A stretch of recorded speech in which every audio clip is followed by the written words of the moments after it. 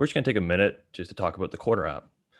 Quartr is a new way of doing company research. Their first mission is to enable access to conference calls, investor presentations, transcripts, and earnings reports as frictionless as possible, straight to your pocket. Their second mission is to create a completely new way for companies to reach their investors and vice versa, to change the way people look at investor relations. Their initial core product is now available for both iOS and Android, but stay tuned for additional features during the coming year. I use Quartr for almost on a daily occurrence. It's a great app. I've used it for Bank of America, JP Morgan, as well as Altria Group that I'm just doing a new Substack on. It's been unreal for me. I think it's been better than any other app that I've ever used. What are some of the companies that you've used for Quartr app, Jake? Yeah, recently I've listened to a couple earnings calls, and it was for EQB.TO Group, which is a Canadian bank, as well as Alimentation Couche-Tard, which is also another Canadian company. And I've also listened to Alibaba lately. So it's a great app, and I really recommend it. Yeah, so Quartr is 100% free. Quartr includes companies from 15 markets today and plans to add more during the year. I know that they're in, I think anything that I've ever looked at, I've never had any troubles on Quartr. They prioritize requested companies, which you can easily do in the app. And I've done that with, I believe, Boston Omaha Corporation, as well as Equitable Group, though I believe I emailed them within the hour, if not within 3 hour span. They got back to me and it was on the app and I was able to just listen to it free of charge. So it was great for that. They have a lot more in store for the back half of the year. So make sure to follow Quartr on Twitter. That's at Quartr app, QUARTR_APP. And that's Quartr app, QUARTR. Welcome back to the Money Under the Mattress podcast. My name is Mitchell and my co-host is Jake. And today we are joined by Jason Greenwald, also known as Greenwald Capital on Twitter. Jason is a real estate investor, realtor, as well as runs a concentrated stock portfolio.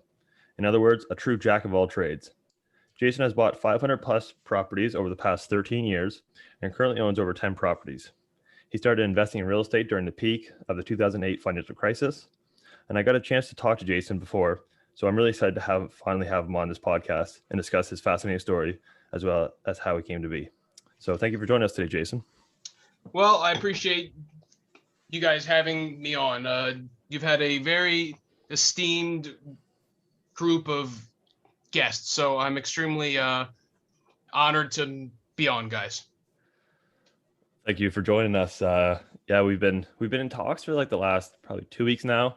And I got to speak to you on the phone and stuff like that for probably like almost an hour, and we had a good conversation and just kind of understanding who each other were. And yeah, we thought this would be unreal to finally have you on. So thanks for coming on again. Absolutely. I guess we'll start off with the first question. So you have a very interesting story that I feel many have not heard of before. Do you want to go over how you started? Sure. I mean, I'll just kind of start from 2008. I had a political science degree from the College of Worcester. Had no formal business education at all. So I graduated college in May of 2008, and a family member actually wanted to buy back a friend's house that was going into foreclosure. We're talking now probably June or July of 2008.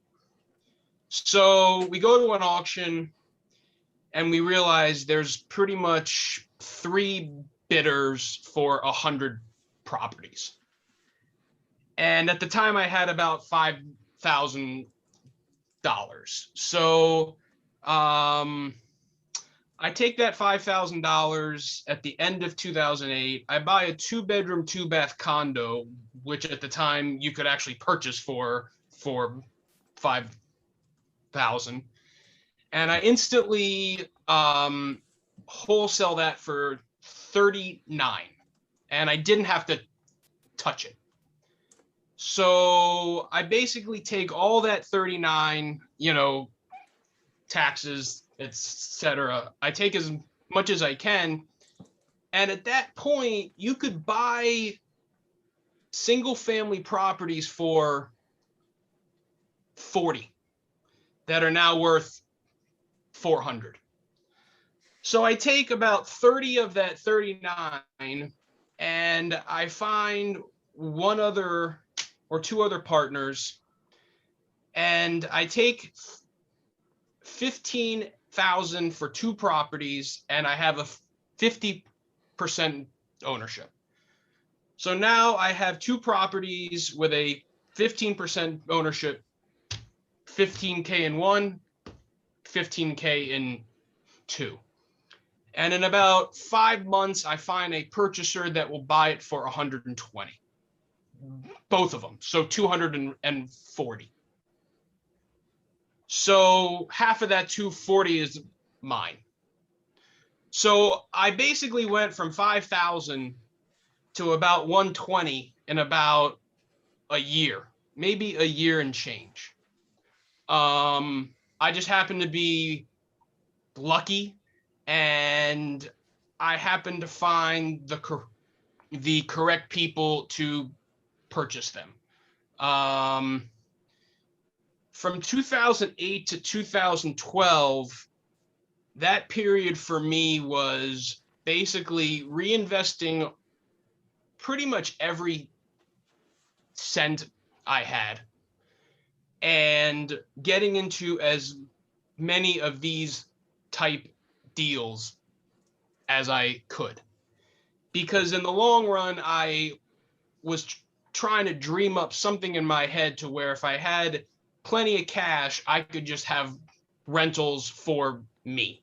And sometimes you get a too many cooks in the kitchen situation. And that's kind of the problem I had with the two other partners. So from 2008 to 2012, that period was all about grabbing as much cash as I could, reinvesting. I mean, my reinvestment rate was almost not even human, guys. I mean, I basically lived on nothing.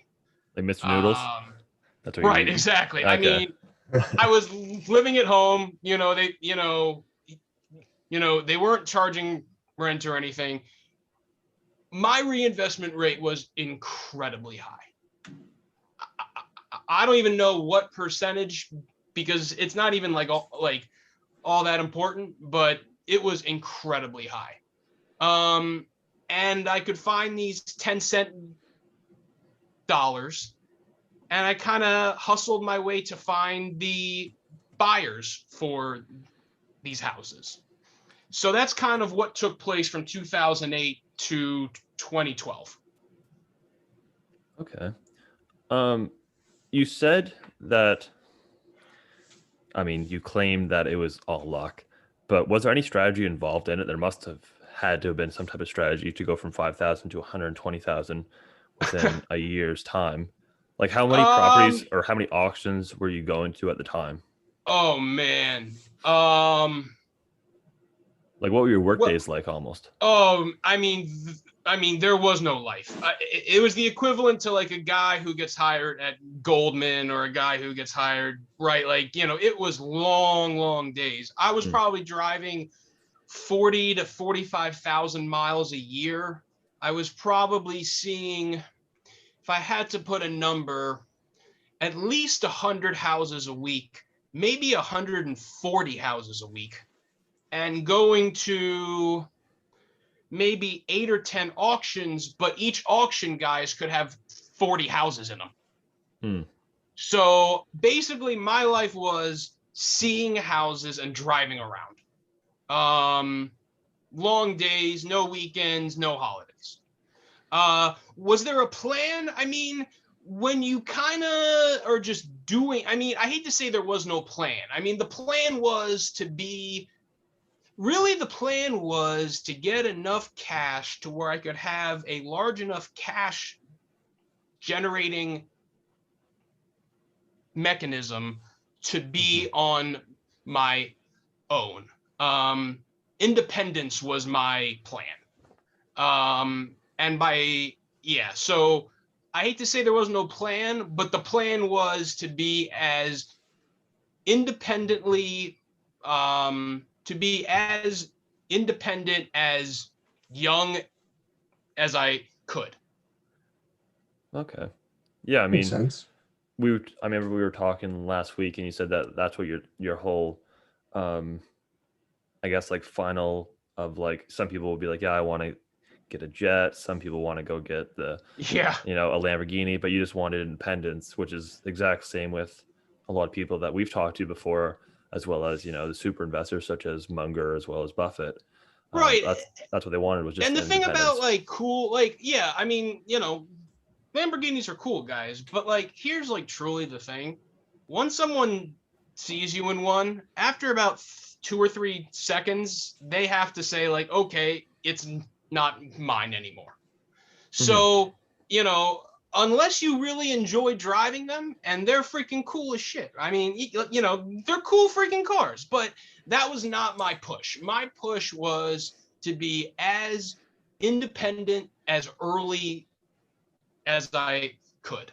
And that was pretty much what 2008 to 2012 was. Yeah, interesting, because that's what the kind of what me and Jake are doing right now. We just got out of college in June, and just started working, and so now we're in the 9 to 5s, Right. and just from this and a couple other ventures that we're in, as well as our own investments, trying to be as independent as possible at the earliest stage possible. Yeah, and for me, guys, like, because I was very aware I had no real formal business education, I was very cognizant of what I was able to do and what I was not able.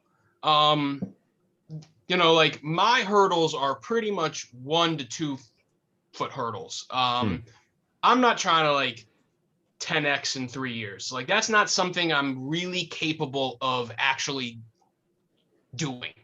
I'm just not that good enough. Which I have to say, as a pretty competitive person, is pretty hard to say. But like, I'm very cognizant of what I can and can't do. Yeah, I mean, it goes back to the whole analogy or the thought, like the thesis that Munger has, is just your circle of competence. And if you don't understand it, then there's no real point in trying to understand it. I mean, take maybe 10 minutes to try to understand it. And if you can get some type of grasp on it, right, go a little deeper into the studies or whatever it may be. But yeah, I deal with that every single day. I'm sure you do it, and as well as Jake, especially just looking at a company that crosses your screener, or just through FinTwit or whatever it might be. Even yeah, I mean, for cryptocurrencies. me, like, all of my rental properties are on the same street. Okay. So my concentration is pretty freaking high. I can tell if it's a property that I want to buy and hold in about 20 seconds. Just because you've seen, I mean, since 2008, I probably have seen 40 to 50,000 properties. It could be even higher than that. So, like, once you know what you're looking for, it makes the filtering out process easier. Going back to where you said that you had no real business education, Right. Where did you learn how to invest in real estate? Well, so I basically have bought all of my properties from foreclosure auction. I can only think of one property, and I still have it, that I bought directly from the owner, and I just kind of did that on my own. The foreclosure auction, that is where I learned everything pertaining to sentiment, to learning to seeing a lot of really smart people do really stupid things. That was my MBA. I mean, my grandparents had, a handful of rental properties, but they were not formally trained to. My business education, and actually, to be honest with you, the YouTube clip of Buffett at the University of Georgia. Mhm. I probably have listened to that clip 100 times. I don't mind tweeting it out. Like, I hate to tell you, like, YouTube was basically my formal business education. That and just auctions and seeing a dynamic of a forced selling operation, right? You had banks that had no idea what their properties were worth. No one actually like truly had a clue. I mean, Mhm. I mean, no one had an idea. I mean, even, you know, middle class neighborhoods were one quarter empty. So no one knew what these properties were worth, but certainly banks had no clue. So it taught me that the market can be very wrong. That doesn't Mhm. mean that they are always wrong, but it means that they can be very wrong. Yeah, both So stock market and real estate market are Sure. highly irrational, as we've seen in 2008. Right. I mean, the prices that people were paying for properties in 04, 05, 06, 07 were as crazy high as what people were paying for them in 08, 09, 10, 11, 12. Depending on the county and state, the good deals were kind of over in 2012, but in certain counties, you had up till 2016, 17-ish. So, like, for me, guys, I kind of take what the defense hands me. I'm not trying to be a John Elway and to throw, you know, boomers in there. I'm really taking what the defense hands me. From 2008 to 2016, you know, that was real estate and stocks. You know, from you know, and sometimes the defense hands you a lot, and sometimes it hands you nothing. So, how do you think the real estate investing that you've done translated towards the public markets? How do you think it helped you?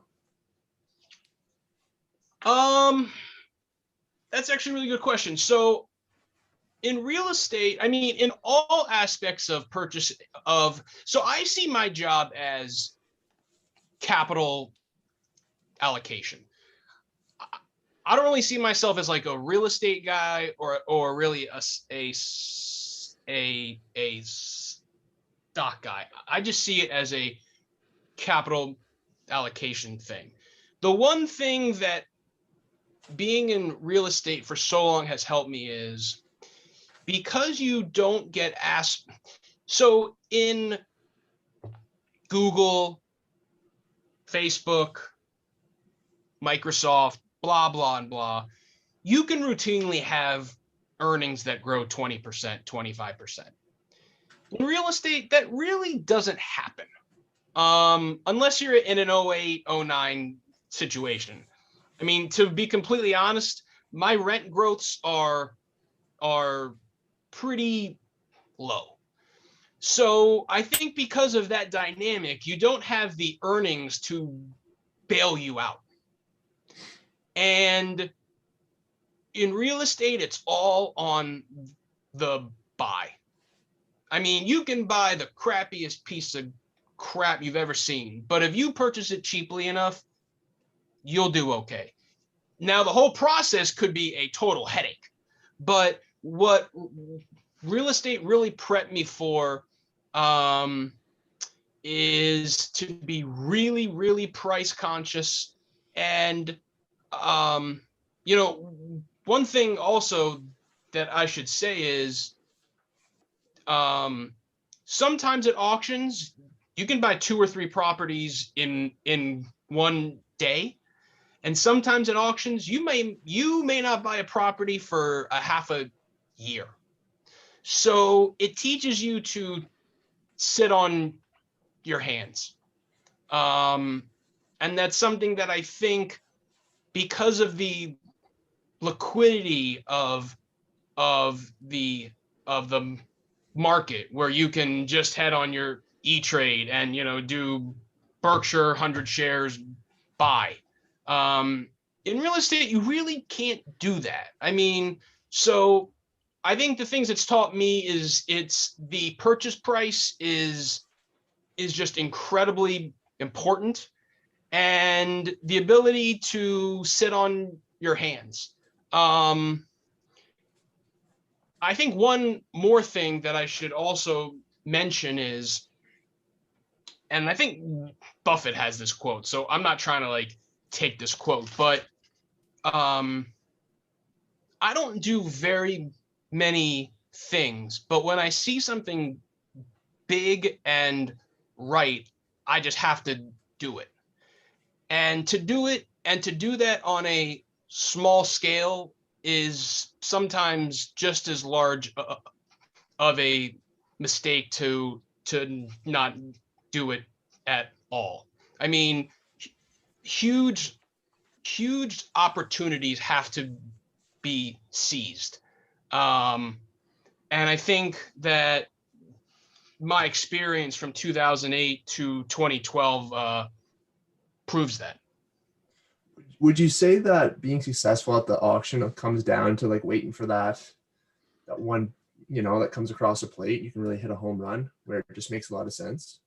I mean, yes, but the problem with the auctions, I mean, and what's kind of cool about me, not cool about me, oh my God, what is unique about me is that I'm a capital allocator, so the auctions are very unpredictable. There are a lot of parts of auctions that are not in your control. You can't take into account bidders.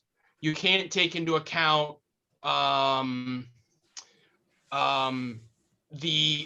it's not like on every Tuesday you have 20 houses, right? Like, I mean, I haven't pretty much because of the foreclosure moratorium. I mean, we truly haven't had any of them. So I think I kind of hope that answered your question some. Yeah, I think it did. Do you want to just go more into detail and just explain what moratorium means for some of the listeners that might Sorry, not yeah. understand So HUD, which is the Housing Urban Development, stopped FHA and VA loan foreclosures. They might be starting that back up in a month or two, which is basically, I'm going to give you a rough estimate. So please, don't take this as fact, but that's about 80, that's probably 80 to 90% of the foreclosures in the properties that I see. So it's going to get very interesting once that moratorium is lifted and what that does to the housing industry. I mean, frankly, it may not change it. I have stopped trying to make macro calls. Like I was talking about this in March of 2020 with the real estate friends I have, and we thought prices were prepped to go down for 20%, and we all thought, oh man, we're gonna have so many foreclosures that are so cheap. 2008 is coming again, and we were way wrong. So I just have stopped trying to make guesses that I, of all people, have no business making. I know over here in New Brunswick, Canada, housing prices have increased. What would you say, Jake? Like almost 20-30%? More than that, I think. Yeah, it's getting I've heard it's crazy there, guys. It's bizarre. Especially over where we are in New Brunswick, it would take usually, honestly, to sell a house at, let's say, if the house was worth 200 grand and you were putting it up for 210, that's going to sit there for 2 years, 3 years, maybe. That's the type of real estate market we were in. And then Yeah. all of a sudden nowadays that $200,000 house is selling for probably 250 within Yeah. under a couple weeks. Yeah. With like 14 offers on it. Like, Yeah, people are like bidding it up, which I've never seen, and I don't think anyone else has ever seen in a while here. especially around here.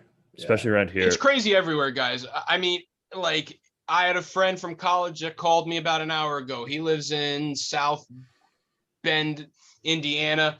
His price was $249, had 22 offers. 22 offers in 24 hours, I think. Yeah, I mean, properties here are crazy. It kind of, I hate to say it scares me.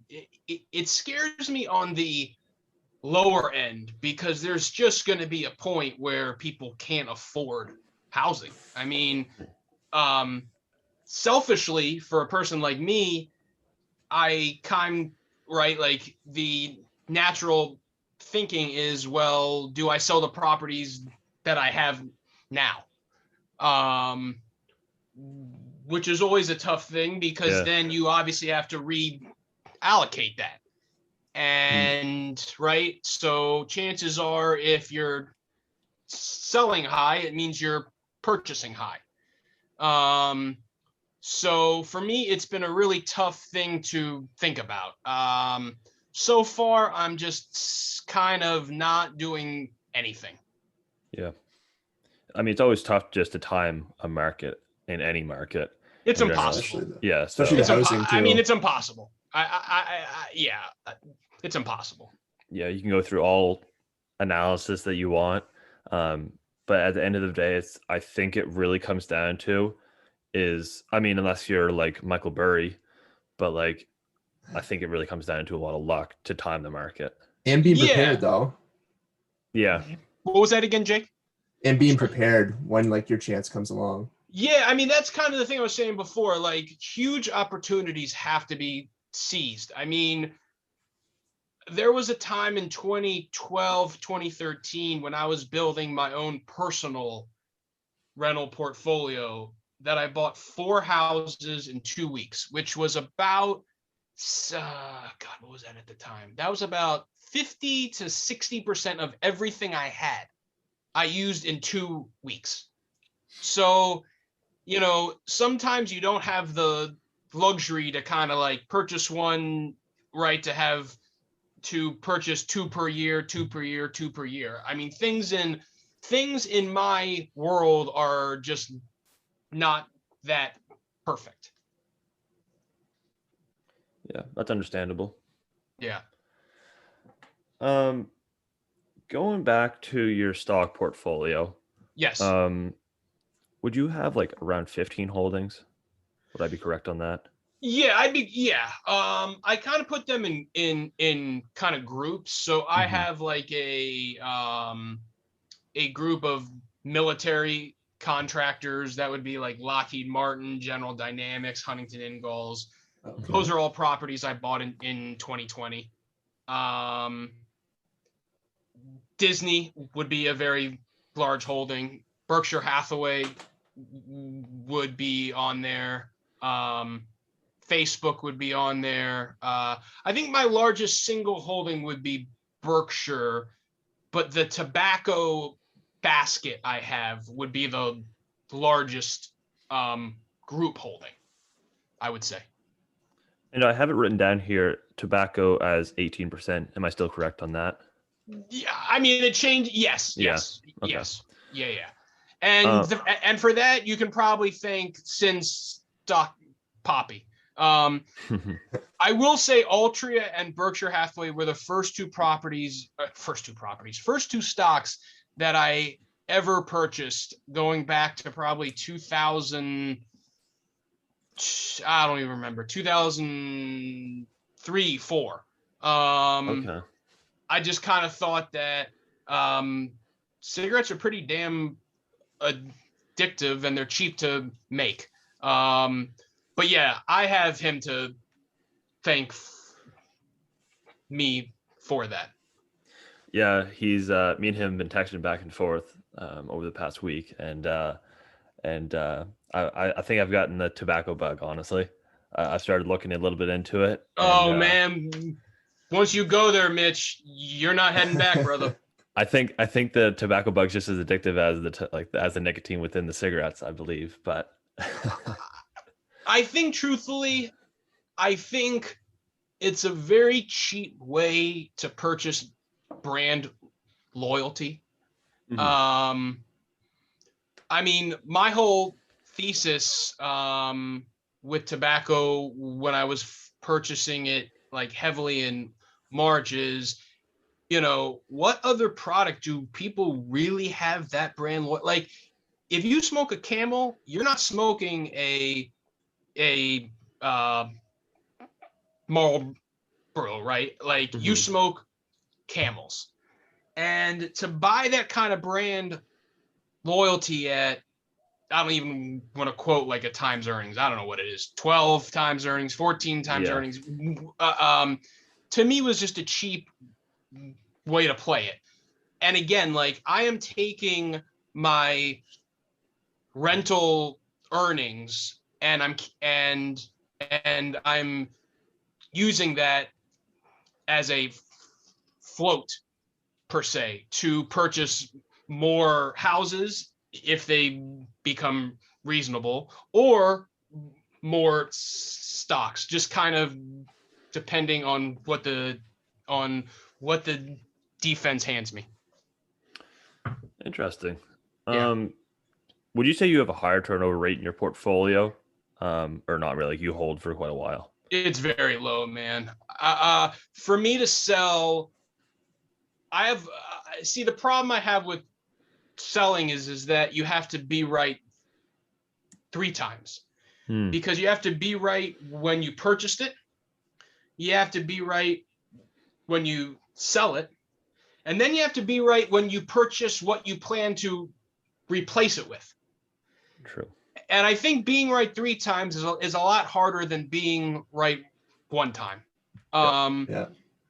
Like, I'm very cognizant, kind of like I said previously, like, I'm very cognizant of the things that I can do and the things that I can't do. So, of course, I sold FedEx in 2020 for 125. So, I mean, like, Mm-hmm. it happens. Oh God. Oh man. Every time oh gosh. But I would say it would take something like a general change in the business for me to sell. I wouldn't sell just because the price was too high. So if Facebook doubled tomorrow, would you keep it? Dude, you're good, man. I mean, everything has its price, right?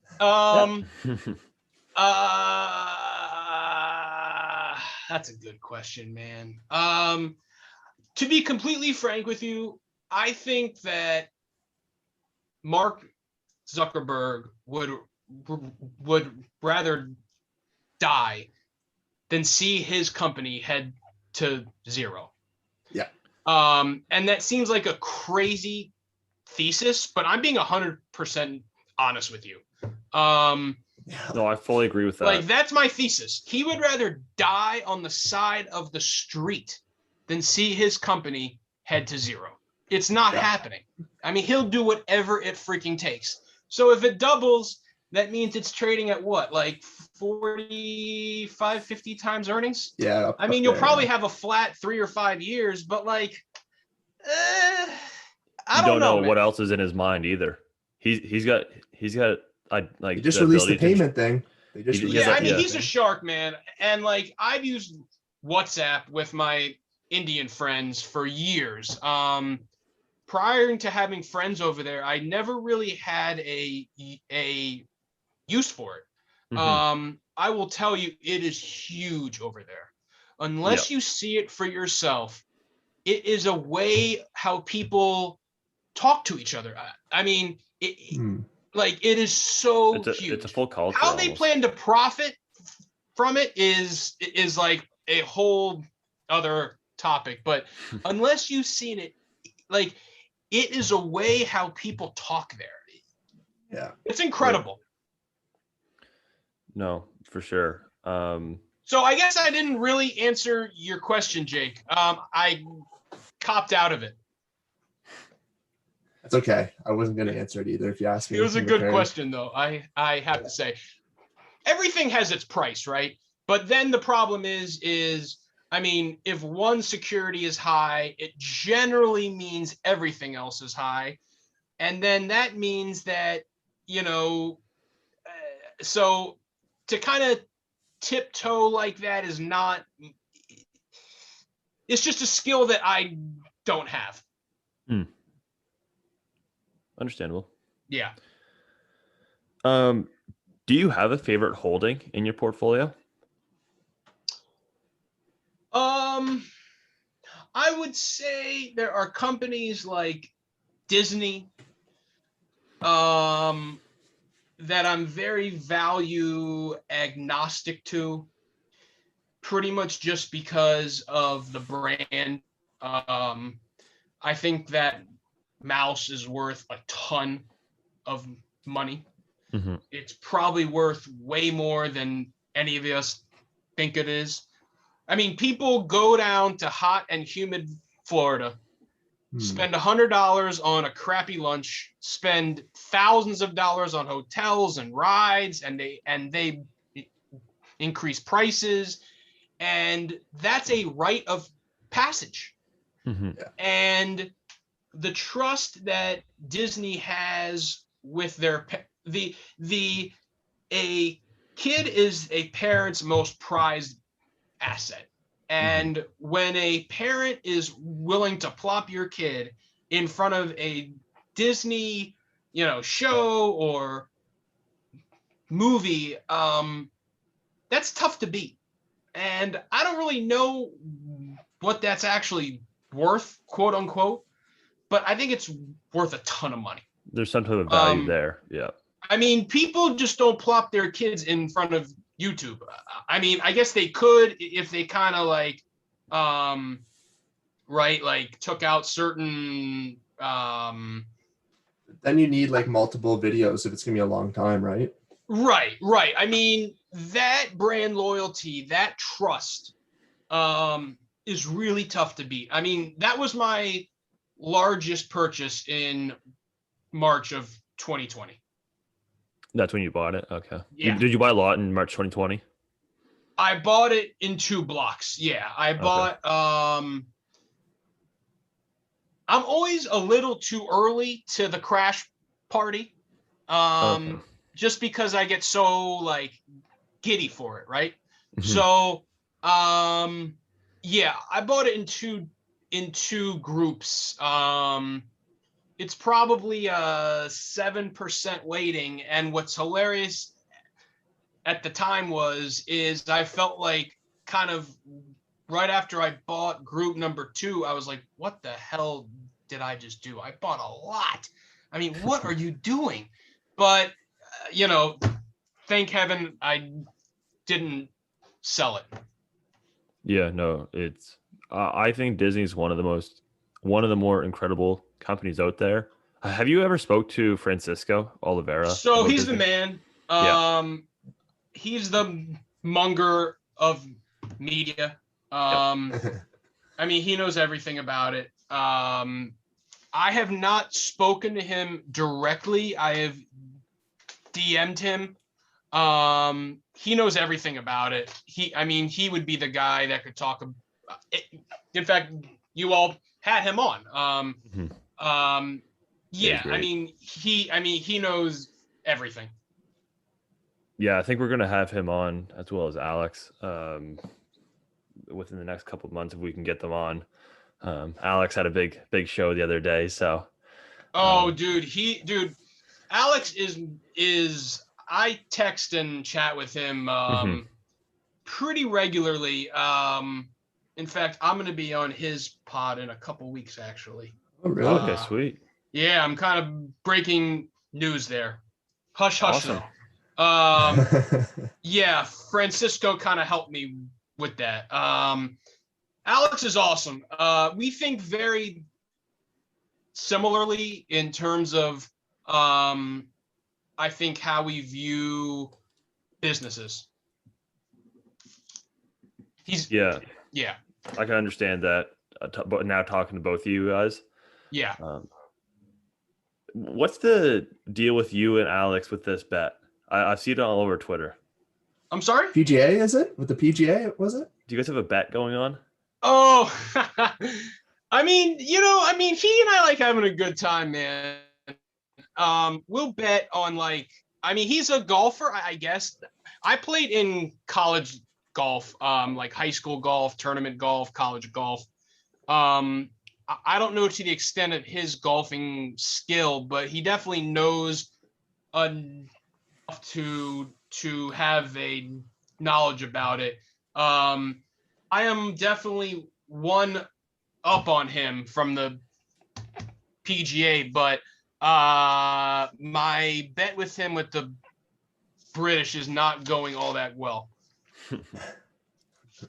I mean, he has Oosthuizen, Fleetwood, and Morikawa, and I'm just completely screwed. So he has to take it easy on me because the bet is round of drinks. Do you guys live close to each other? Do you? No. We don't live. I've never met him before. I mean, we've talked on the phone probably 2 or 3 times. We text, throughout the day sometimes.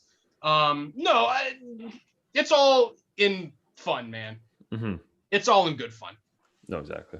Yeah. So going back to the real estate, yes. Do you think that your returns would have been higher if you would have leveraged up? Absolutely. The average rate or the average cap rate on the properties I have were purchased at about a 14 cap. I would have no doubt made a ton more cash if I had just levered up. In fact, I had a great talk. In fact, he actually had me in his home, Mark Gilbert, who's a real estate god, basically. If you don't follow him on Twitter, do so ASAP. Do that. So he basically politely told me like you kind of have to.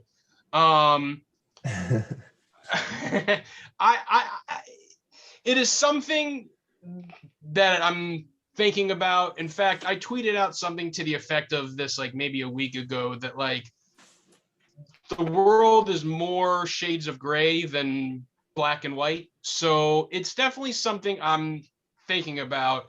If I had levered up my returns, the average cap was a 14 or 15 cap, and now they're going for 5 caps. So basically I was buying a 35-cent dollar with a 14% coupon on it. That's probably growing too. Yeah. So I would have made a lot more levering up. I do have a line of credit. Actually, through my parents, which is funny, that I use from time to time, and I pay back, obviously. My returns, if I would have used leverage, would have been just gaudy. They were pretty good to begin with, just because my reinvestment rate was so high. But I didn't really have so here's the problem. Up until 2016-ish, you could buy these cheap properties, but the chances of you being paid rent was the chances were just low. So it seems kind of great in hindsight. The cheapest properties that you could buy, they just wouldn't pay your rent, and then you'd have to kick them out and do that whole process. So I am now at the point where if I wanted to use pretty moderate leverage, in the 40 to 50% range, that's probably something that I'll be pursuing sooner rather than later. You know, I just have to have a good use for it, right? You know, with real estate the way it is, I really can't borrow cheaply enough for that equation to really make sense.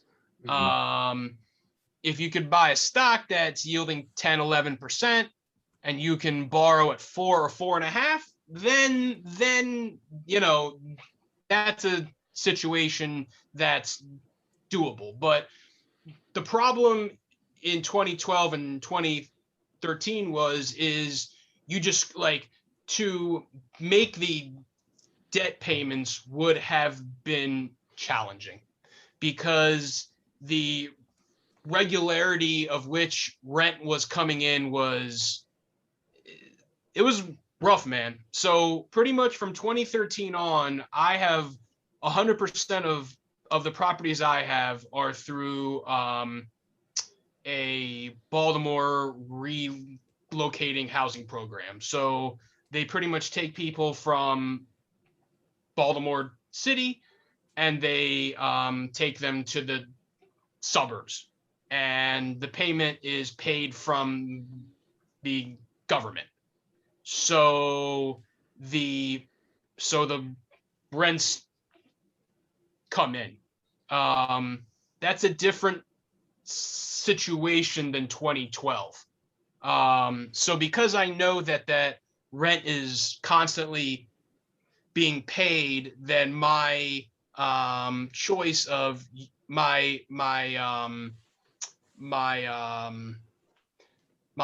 wanting of using leverage increases. Makes sense. That makes sense. Yeah, for sure. That's always something. I mean, me and Jake, I've never leveraged personally. I don't think you have Right. either, Jake. No. But I mean, I think leverage is a really tough thing for me personally. But I can see the point in it if the risk reward is so much in your favor. Sure, of course. Yeah, sure. I mean, I'm the only guy in real estate that probably doesn't. Yeah, I'd never heard there's that when you told me that initially. I was like, Yeah, no, you like, probably you haven't thought, like, leveraged? Yeah. yeah, like how is this guy even doing it? I did it because my reinvestment rate was just so high, and I was buying like 10-cent dollars for years. So yeah, I'm like the only guy who really doesn't do it. To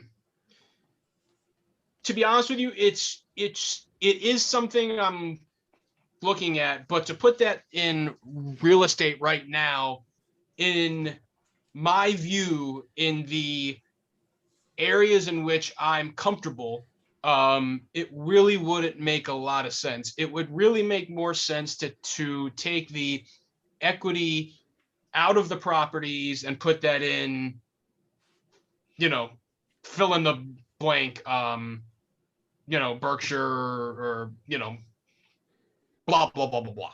Mm-hmm. Yeah. Well, I There you go. I personally think that with stocks, I have a hard time taking on leverage through like margin, because Yeah. if the stock does decrease, you're Right. going to be called, right? So Right.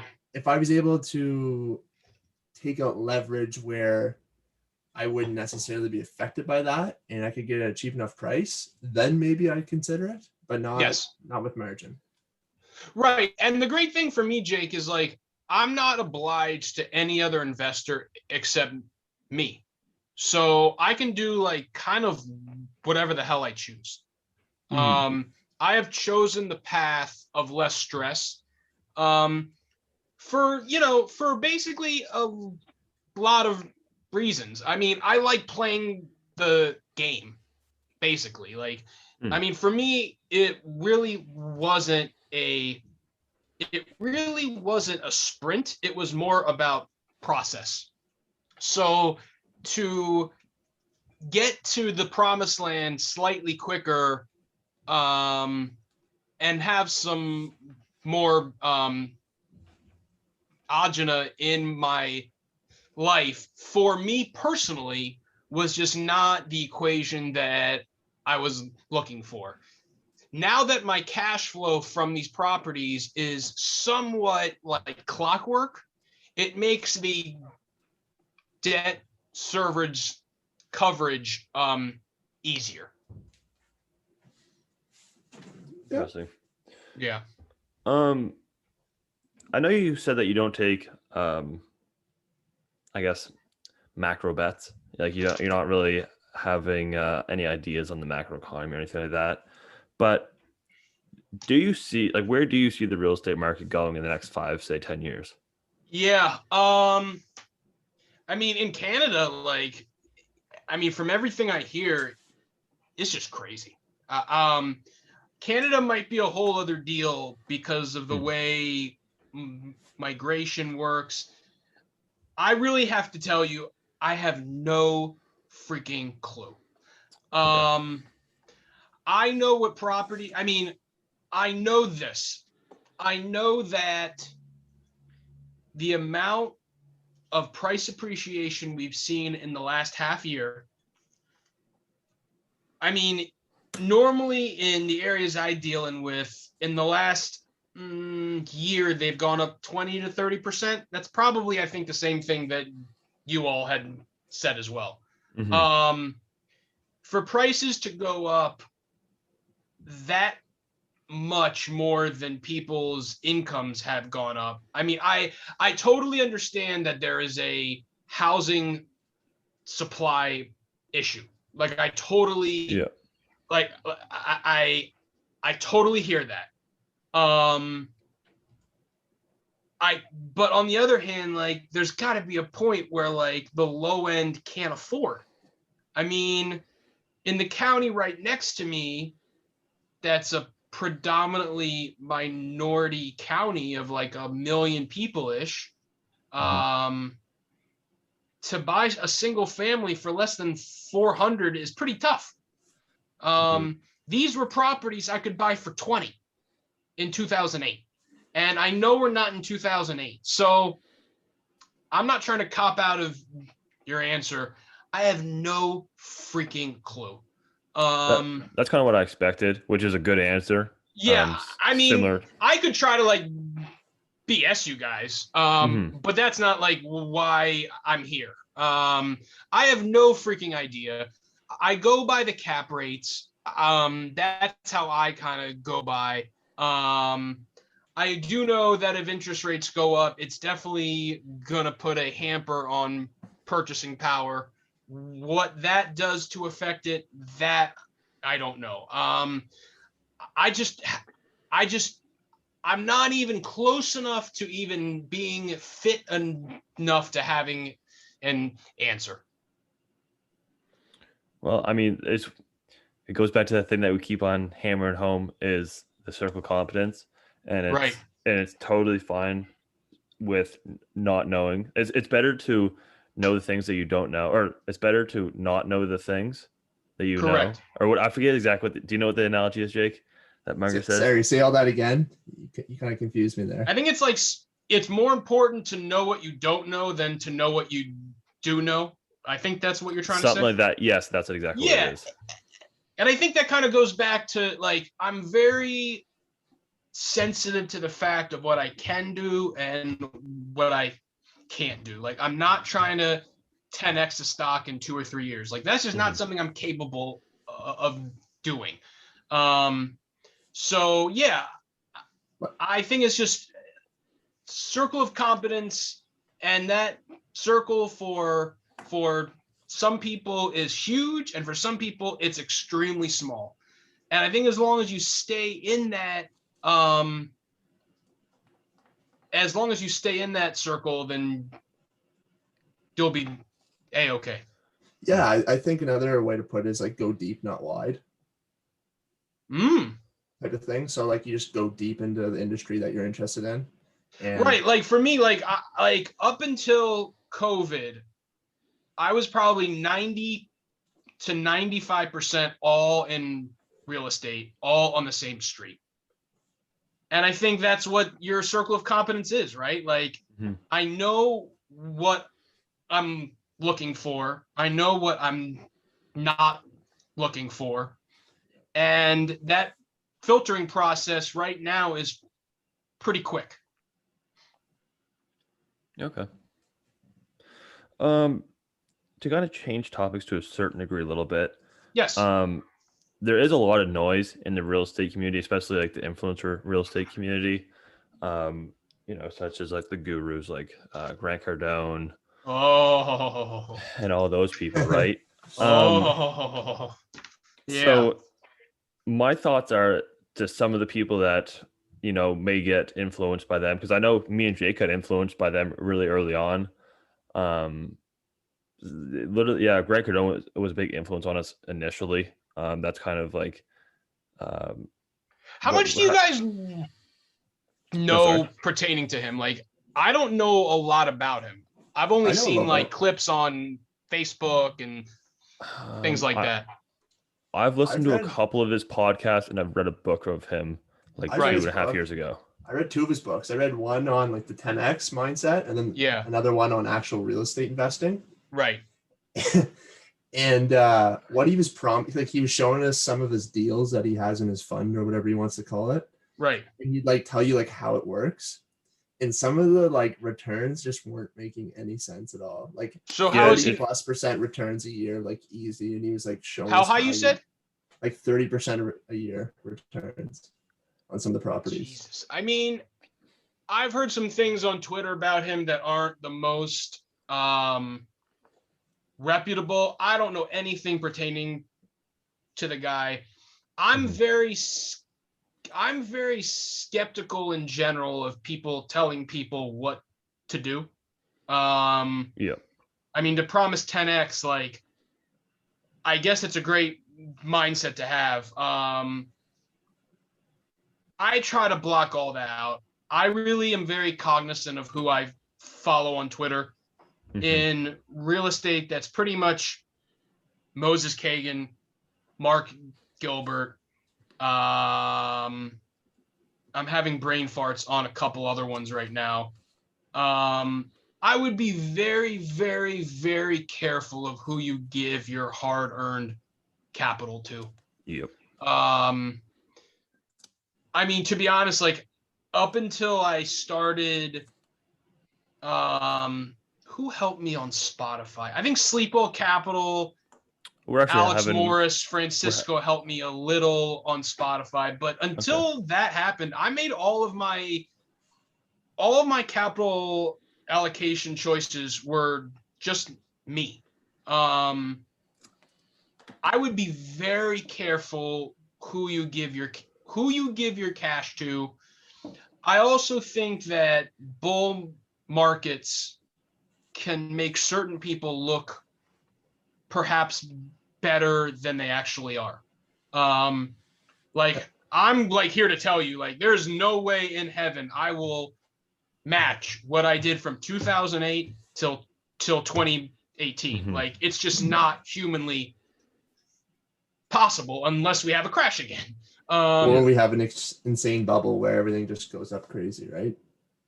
Yeah, but that would have, I mean, just as a matter of speaking, when I first bought my group of properties in 2012, I think was the first one, I anticipated no equity appreciation or rental growth for 10 years. Like, that was my margin of safety. Like, I didn't know really what the term meant at the time, but that was my way of saying, like, the price I'm paying now, I will be happy with this in 2022. Oh my gosh.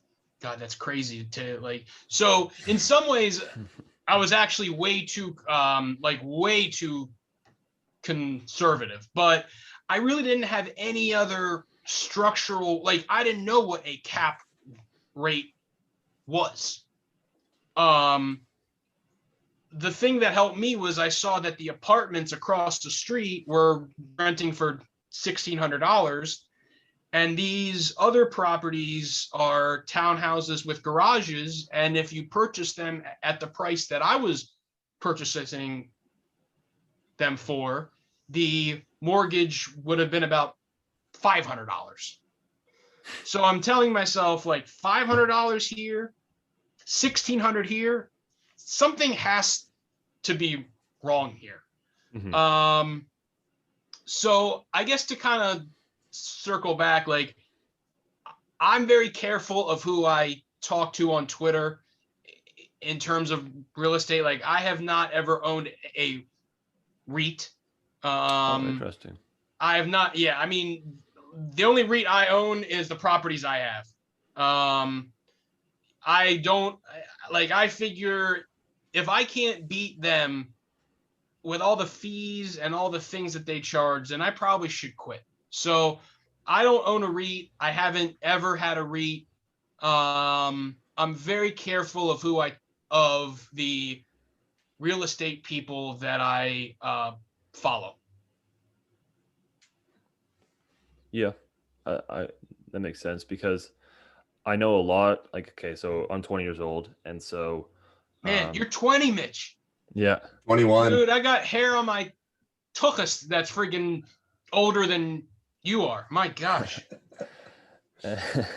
and so yeah, like the people that I go out with or stuff like that, like they're just kind of starting their careers. Right. They've looked at getting into real estate or getting into stocks or crypto or whatever it might be.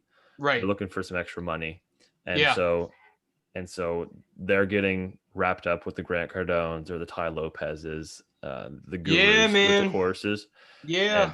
And I've told them before, and I said, like, look at these guys. Like, these guys, I've sent a couple YouTube videos to a couple buddies that might have 5,000 subscribers, but I'm like, this is what real estate is, man. Like, it's not all fine and dandy like Grant Dude, Cardone I says it does. manage all my own properties. I probably so that's one thing I should have also said. So, like, Mhm.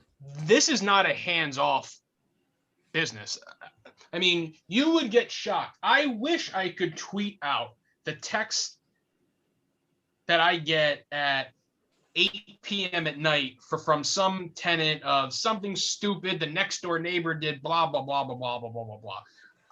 I would just be very careful of anyone to just block out the noise. And Mhm. I've actually talked to Alex about this, Francisco about this a little bit. Those two guys are very, very skilled at knowing what their circle of competence is. I Mhm. mean, like incredibly skilled. They're the definition of deep, not wide.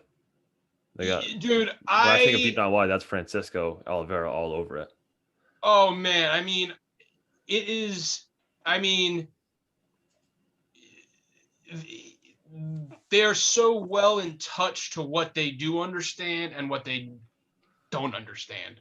Mhm. And for me, a good filtering process on Twitter, because Twitter has noise, guys. Like, I mean, Oh yeah. there's a lot of noise on Twitter. And frankly, I have a problem with it. Like, I struggle with it. I think there's a lot to be said who is pitching the certain, like, who is pitching the stock in question. Mhm. But the thing also is like, if you don't understand the damn thing, you just shouldn't purchase it. Because the problem is if you don't understand it, you're not gonna know what to do in crunch time. And chances are you won't know what to do in crunch time, even if you have a good knowledge of the company. But I would be very, very careful of who you give your capital to and the companies and the managers in which you hand your capital. Like, Mhm. they should be able, like, the companies you give your cash to, they should deserve your capital, not the other way around. And I think that's just a point on management. And I think management is incredibly vital. Mm-hmm. I think it's something that is getting talked about a lot more now than I think it ever really has within the investing community. I mean, fundamental investment community. Right. I've been researching more on management when I'm looking at companies nowadays than I did even a year ago. I'm looking a lot more at compensation of the managers as well. Yes. I can't agree with all. Yes. COVID for me was a big wake-up call for the companies you own, the company, and the management. I mean, for me personally, and I didn't have like a playbook for March of 2020, like who actually did. My whole idea with that was to buy as high quality of stock as humanly possible. Hence Disney, hence IAC, hence, Lockheed Martin, Northrop Grumman, General Dynamics, Huntington Ingalls. They weren't the ones that 3x or 10x or whatever, but for me, it was a chance to just buy as high quality as I possibly could. And I think that high quality and management are tied, right? Mm-hmm. No, true. Yeah. Because I made that initial mistake when I started investing. I mean, I started investing when I was 13 in a mutual fund. Wow, 13. Yeah, because you guys started so young. That's incredible, man. God. All my friends got dirt bikes, and I really wanted a dirt bike. And then, smart man, you are 13. Woo! Well, I got to give it to my father. My father was the one that said, "No dirt bike. You already saved up X amount of dollars, and we're gonna put it into a mutual fund, and you're gonna thank me later." And I thanked him later. Pops is one smart guy, man. Yeah. So yeah, I mean, even you too, JK. You started at a super young age for investing. Yeah, I was kind of like okay with my money up until like going into high school and stuff, and then you obviously spend a little bit in high school, but then after high school I calmed down a bit and got a lot better with it. But yeah. I mean, for me, for the friends that know me well, and through all the properties and all that crap, just in the last year, I started to justify to having the guac at Chipotle. I mean, that's the kind of guy that so it takes me a while. Like, once you know the power of compound interest, at least for a person like me, it's really tough to give up dollar bills because you know what that $1 in 20 years could be, which is insane to some degree, right? Like at some point, like you don't need money anymore. But like I think it's the people that understand compound interest. They keep that reinvestment rate pretty high. Yeah. I mean, it goes back to like the whole Buffett haircut. I'm not sure if you ever heard about that, but like Buffett's, I think it was like if it was a regular $5 or $10 haircut back in the day for Buffett, it's worth $300,000 nowadays.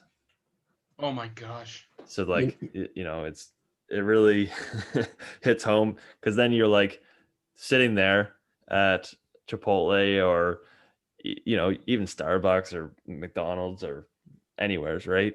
And they're like, "Oh, you want an extra donut or fries with that?" And then it's just like an extra $1, and then you go into a compound interest calculator, then it's like, "Oh, that's worth $1,500." And but you find that balance though. You find that balance, dude.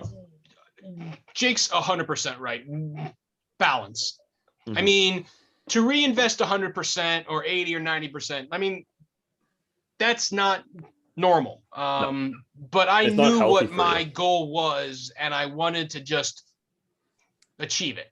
And once I achieved it, like now I'm at the point where I can take my foot off the gas some. Know what I mean? Yeah. It's like when Munger talk. I think there's a quote on Munger saying like after the first 100K, you can take your foot off the gas a bit. Like he talks about Yes. that. Yes. I think that was it. So that's probably what, like, I mean, who knows what that is in like the modern term, but yes, Half like a million maybe or something half like that. million. Yeah. So like Yeah. once you obtain, and I think, right, like I think burn rate is kind of what the important part is. I mean, but yeah, like once you obtain that amount, live a little, man. Yeah. No. Yeah. Don't go buy in, Ferraris if you only have $500,000 net worth. But No, I yeah, wouldn't advise that. but you have an extra room to go get the extra guacamole at Chipotle. Yeah, I just started that in the last 2 years, man. It was tough. Like That, it was that was like real. the Dude, big thing. That was like the you made it moment type thing. Eh? Dude, I texted the friends that I'm sure the friends that like really know me are probably just cracking up now because it was a really hard thing to do. I would rather them charge me it like charge it like just put it into the price. But the fact that you're just adding on for some reason just screws my wires up some. No, I'm definitely been known to try to save an extra dollar here or there. Yeah, But exactly. it is what it is, and it's something that is part of, I guess, us. It's one of those entrepreneurial type mindsets, as well as trying to just grow and compound money. 100%, man. I mean, you reinvest it, right. I mean, you can't have your cake and eat it too. I mean, if you want your cake, you have to bake it. Yep, true. That's actually a really good quote. Oh, Yeah, man. that's good. I actually came up with that quote all by myself. That could be like on a Hallmark call. On Hallmark. I'm trademarking that freaking quote right You're now. gonna have to post on Twitter. Yeah, dude. After this is over, oh man, I forgot the damn quote already. No, I'm just playing. You got it, yeah. Yeah. I'll go for like a Christmas card to go buy for somebody, and then I'll Hanukkah, man, Hanukkah. Hanukkah card, yeah. Right. Hanukkah.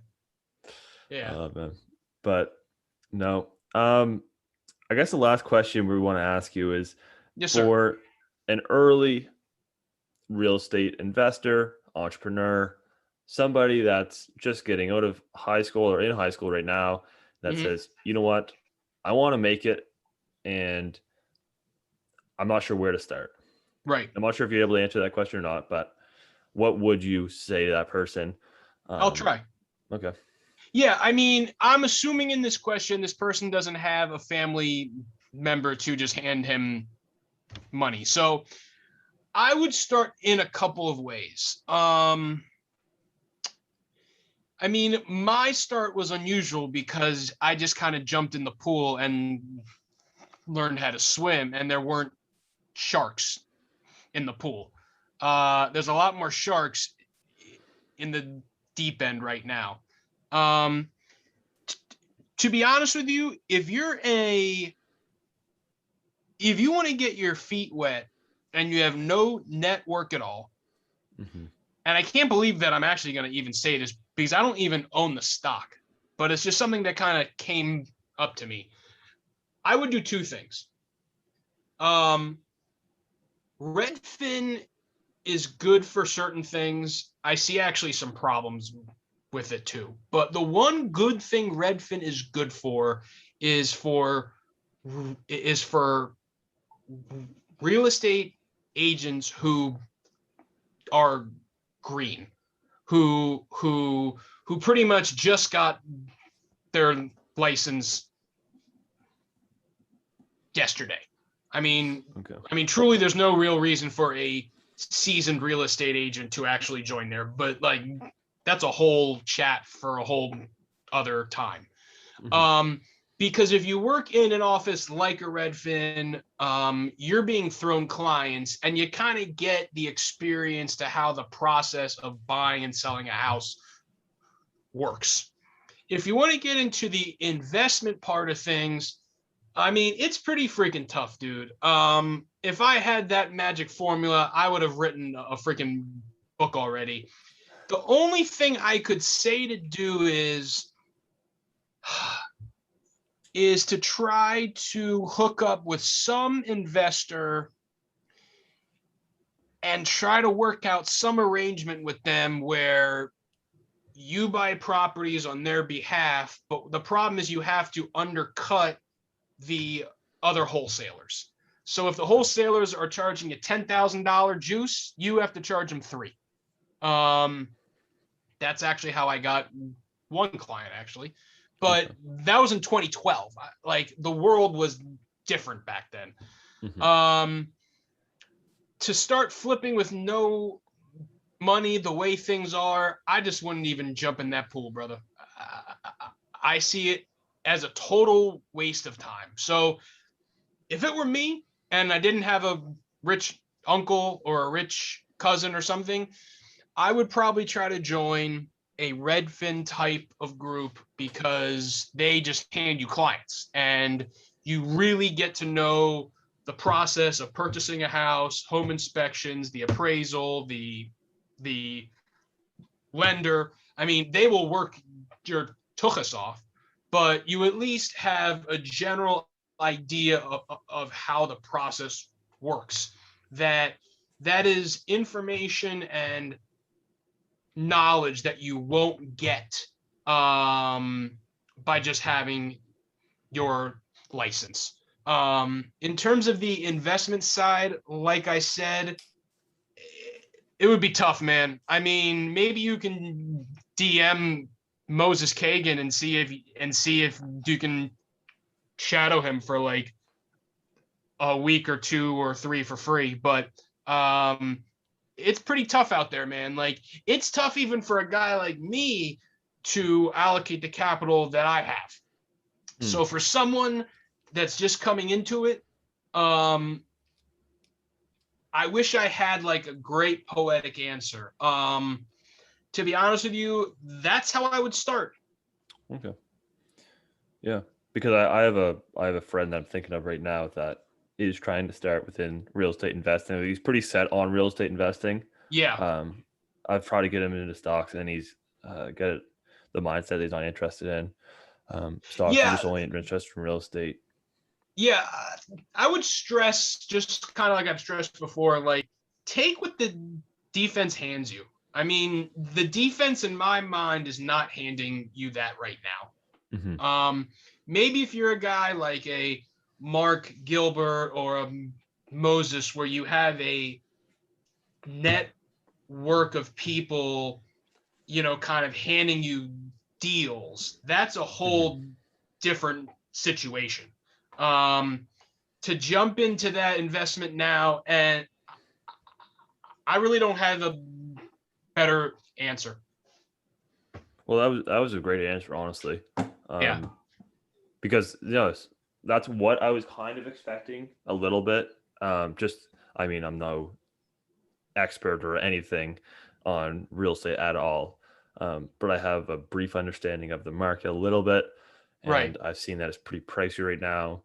And I'll tell you this, Mitch. I have not bought any additional rental properties for myself since September of 2018, which means I've been sitting on my hands for about 3 years.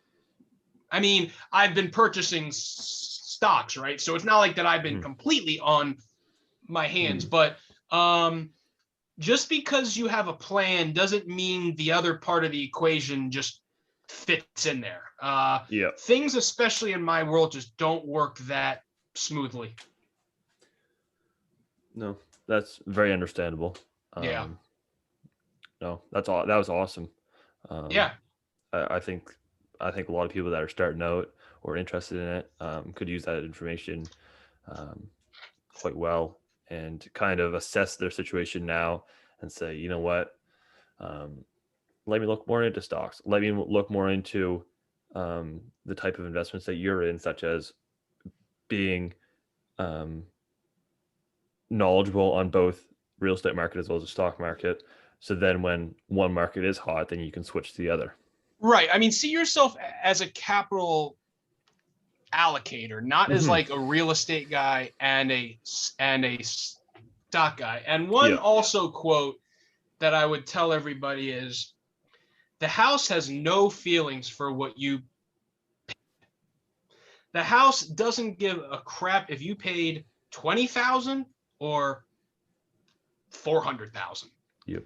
And once you buy it, you're kind of, I mean, it's not like the market where you can have crazy gyrations and stocks can move up 20%. So let's say you purchased it 20% too high and then it jumps 20%.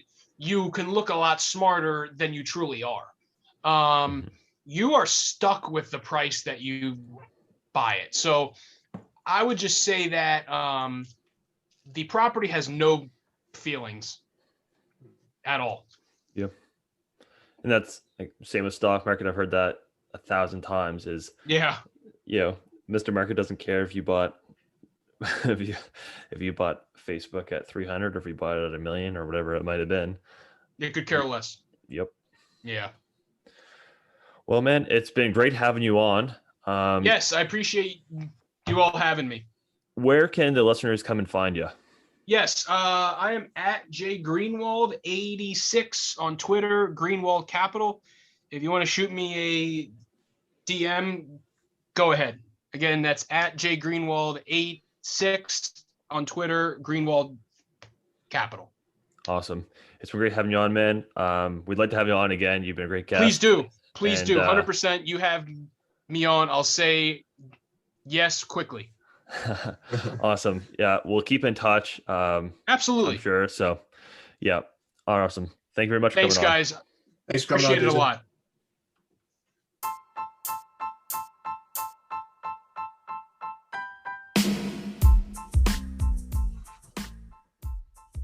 Thank you for listening to this episode of Money Under the Mattress.